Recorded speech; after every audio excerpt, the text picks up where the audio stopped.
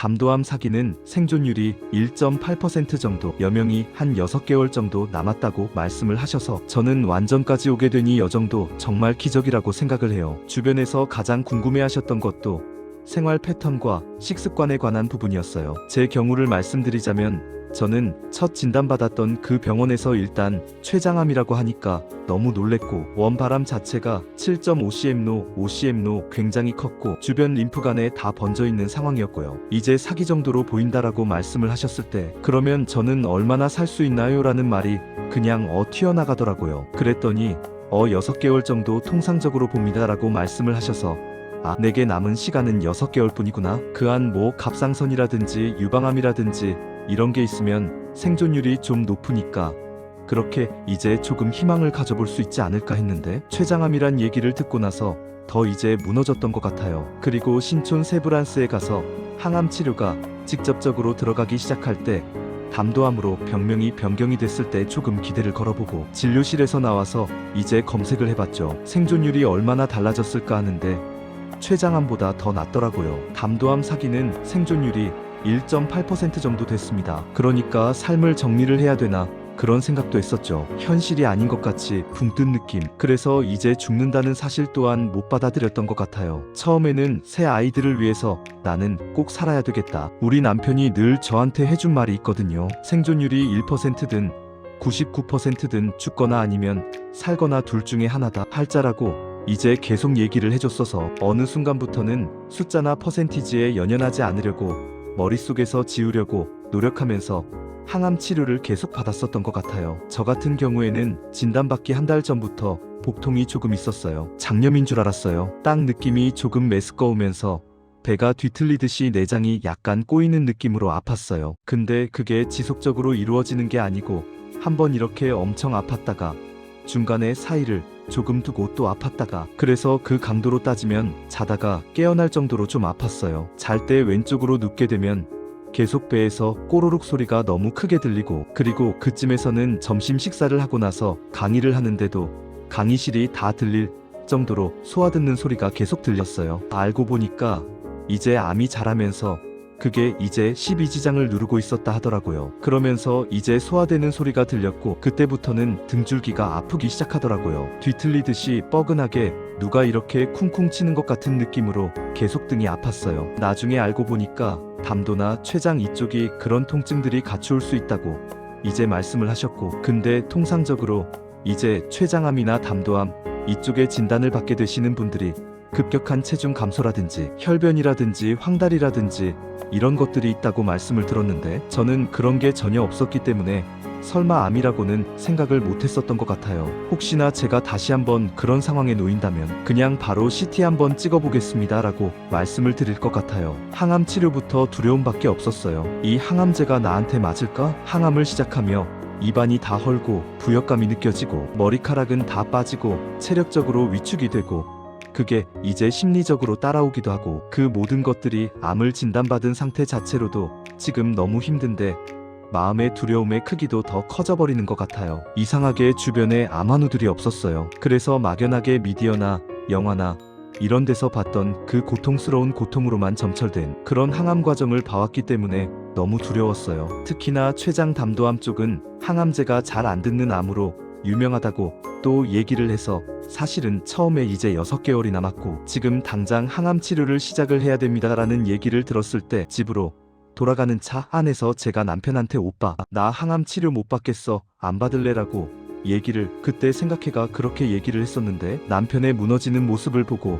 이런 생각을 하면 안 되겠다. 해보지도 않고 결정을 하거나 내가 얼만큼 버틸 수 있는지 내가 해보지 않고는 아무것도 모르는데, 미디어나 이런 영상물을 통해서 이제 접한 그 내용만을 가지고 내가 결정을 내려서 안 되겠다. 그리고 그렇게 생각을 하고 나니까 빨리 하고 싶은 거예요. 얼마나 아플지 머리가 얼마나 빠질지 아무것도 모르겠으나 일단 싸워보고 싶은 생각이 들었던 것 같아요. 빨리 항암제를 써서 싸워가지고 내가 얘를 이겨야 되겠다라는 의지가 조금 생겨났었던 것 같고, 그래서 이제 항암을 앞둔 분들한테 제가 이제 드리고 싶은 말은 해보지 않고서는 내가 얼만큼 잘 견딜 사람인지 알 수가 없어요. 그리고 이제 통상적으로 우리가 미디어나 이런 쪽에서는 너무 항암을 고통스럽게만 그려낸 거 아닌가 그런 생각을 했어요. 실제로 이제 부작용이 있다고 하지만 그거는 100이면 100 다르게 나타나고 항암 치료를 받으면서 직장 생활을 하는 분들도 계세요. 항암 치료를 받고 와서 하루 이틀 정도는 굉장히 조금 힘들었지만 그 이외에는 일상생활을 할 수 있을 정도로 컨디셔닝이 괜찮았기 때문에 너무 막연한 두려움 속에서 항암 치료조차 거부하는 행위는 절대로 안 하셨으면 좋겠습니다. 그리고 제 경우를 말씀드리자면 저는 첫 항암이 제일 힘들었던 것 같아요. 물에서도 비릿한 냄새가 나서 물도 잘 마시지 못했고 음식물을 섭취를 해야 되는데 그때 당시에 이제 복통이 가장 심했을 당시라서 2주 상관에 7kg 정도가 빠졌어요. 구토까지 하니까 이제 탈수 증상처럼 이제 몸무게가 굉장히 많이 빠졌는데 이후에는 오히려 몸기가 조금씩 증가를 했어요. 왜냐면 이제 그 아팠던 복통도 암크 크기가 줄어가기 시작하면서 괜찮아지기 시작했으니까. 그래서 이게 무의미한 과정이 아니고 그냥 머리가 빠지고 슬프다. 여기에 이제 집중할 게 아니고 내가 나아가는 과정이라고 생각하는 게 중요할 것 같아요. 이 과정을 거쳐야지 내가 항암제가 지금 힘을 쓰고 있어서 뱃속의 남세포들을 죽이고 있구나. 그래서 내가 이런 증상이 나오구나. 이게 거쳐져야지 내가 조금 더 건강한 몸으로 거듭날 수 있겠구나. 앞으로 나아가는 좋아지는 개선되는 과정이라고 생각하면 조금 버틸만 하지 않을까 싶습니다. 근데 또 2차 항암이 3차 항암이 진행될수록 저는 계속 적응이 빨리 됐었고 할만하다라는 생각을 했었어요. 그래서 남들이 이랬다 저랬다에 너무 걱정하거나 휘둘리지 마시고 나 하나만 집중해서 잘 보면 좋을 것 같다는 생각을 합니다. 너무 미리 걱정하실 필요는 없다는 거죠. 제가 완전관의 소식을 전했을 때 주변에서 가장 궁금해하셨던 것도 생활 패턴과 식습관에 관한 부분이었어요. 그래서 이 부분에 있어서도 저도 처음에는 정말 두려웠어요. 그리고 보통 이제 암에 걸렸다 하면 가족들이 온갖 정보를 이제 저희 가족 단톡방에 주기 시작하죠. 누구는 뭐가 좋다더라, 이건 절대로 먹으면 안 된다더라 하면서 이제 제 인생에 더 이상의 이제 육식은 없는 줄 알았고 너무 많은 정보와 이랬다 저랬다 하는 정보들 때문에 오히려 저는 너무 혼란스러웠던 것 같아요. 그래서 결론적으로 봤을 때는 병원에서 그 영양산 선생님이 이렇게 드시면 됩니다 라고 설명을 해주세요. 그거를 따라가시면 될 것 같습니다. 교수님께 진료 시간에 물어봤어요. 고기는 먹으면 안 되나요? 라고 했었는데 소화시킬 수 있으면 먹어도 되고 오히려 이제 기름기가 너무 많은 삼겹살, 목, 곱창, 대창 이쪽을 피하고는 소고기나 이런 구로 넣어서 이제 그 단백질을 섭취할 수 있는 부분은 고기 섭취가 오히려 중요할 수 있다. 왜냐면 체력을 버텨내야 되기 때문에. 저 같은 경우는 아까 초반에 살이 빠지고 이후에 살이 조금씩 이제 그 체중이 늘었다고 했는데 조금 항암치료 부작용이 크신 분들은 항암치료 받는 과정에서 10kg, 20kg가 막 빠지고 체중을 유지시키기 위해 굉장히 노력하시는 분들이 있어요. 고기는 안 좋다라는 그런 얘기를 듣고 채식만 하다가 오히려 체력이 점점 떨어지고 제가 아시는 분 같은 경우에는 육식이 안 좋다 해서 채식만 하시다가 급하게 응급실로 실려가 가지고 주사를 맞는데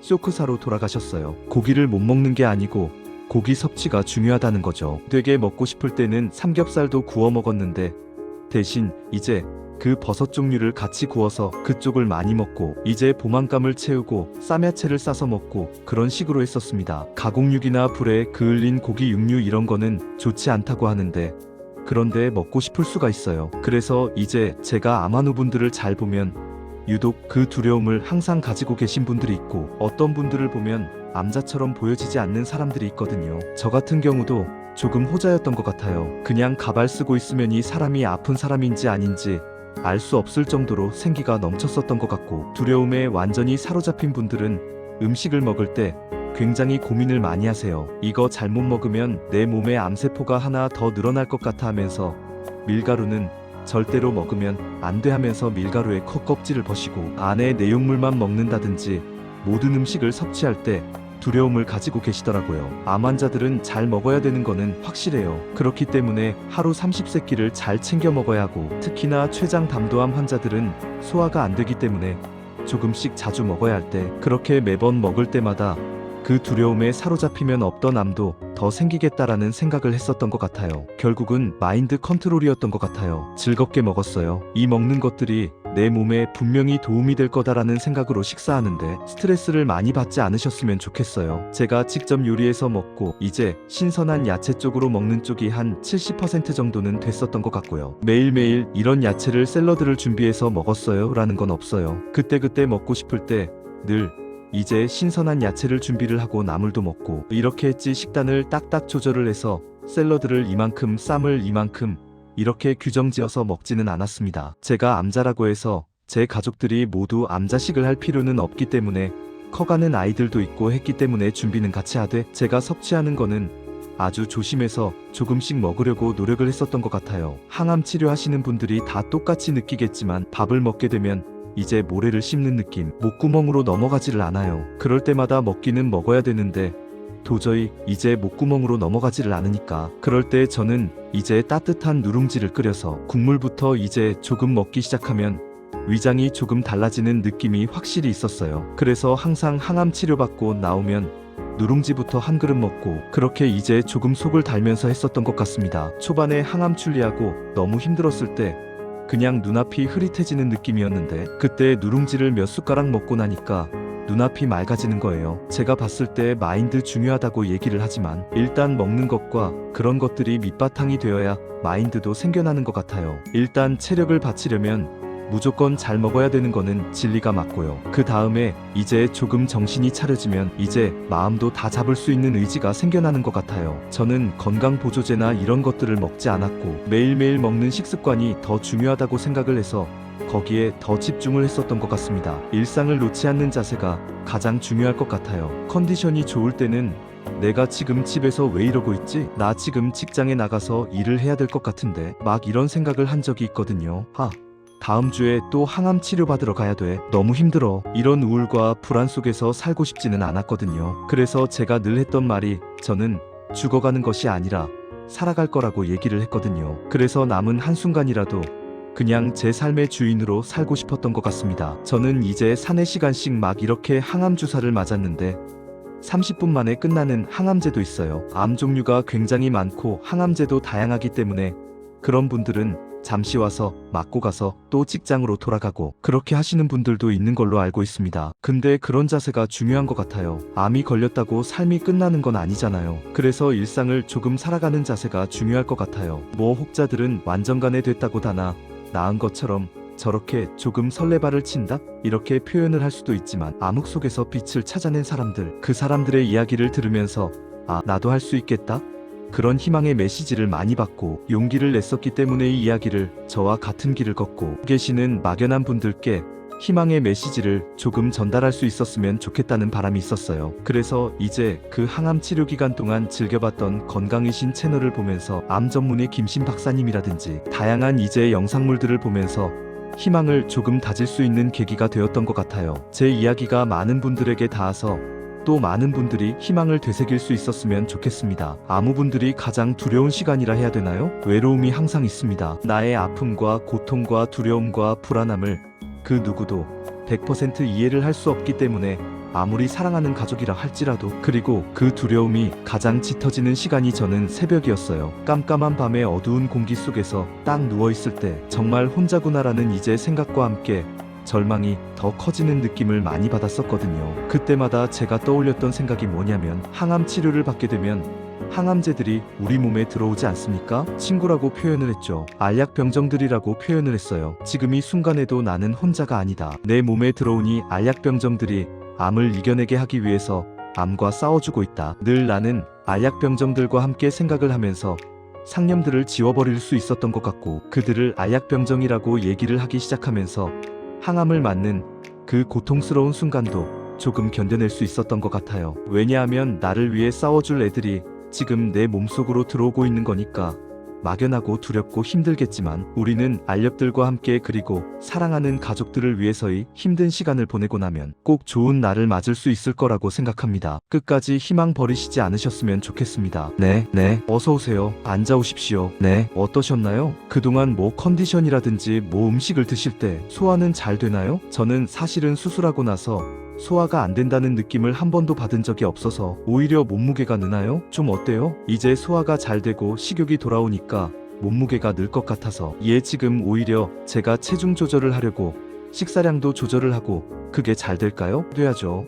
제가 보니까 그래도 이제 우리가 암이 있는 분들은 이렇게 아무리 이제 식사를 하셔도 이렇게 몸무게가 안 되는데 우리가 이제 임상적으로 이렇게 식욕이 올라가고 몸무게가 늘어난다는 얘기는 반증이군요. 이렇게 우리 몸에 암이 없다는 게 우리가 임상에서 알 수 있는 특징이라 아주 좋습니다. 지금 컨디션 좋고 지금 항암도 지금 끄는 상태고 나머지는 이제 완치를 바라보고 지금 계속 지켜보고 있으니까 너무 걱정하지 마시고 다시 찾은 건강을 바탕으로 일상생활에서 기쁨으로 좀 지내시면 더 좋을 것 같아요. 저는 6개월 간격으로 보고요. 최진서는 3개월 해보나요? 예, 3개월 CT 다시 한번 젊은 괜찮을 것 같아서 6개월 간격을 보겠습니다. 아, 감사합니다. 얼마나 심각했냐면 폭 자체가 복강 내에 다 거의 번져 있는 상태였었거든요. 24년 7월인가요? 그때 이제 암덩어리가 이렇게 컸거든요. 직경으로 보면 한 10cm 내외의 큰 암이 생기면서 이 암이 주변으로도 이게 또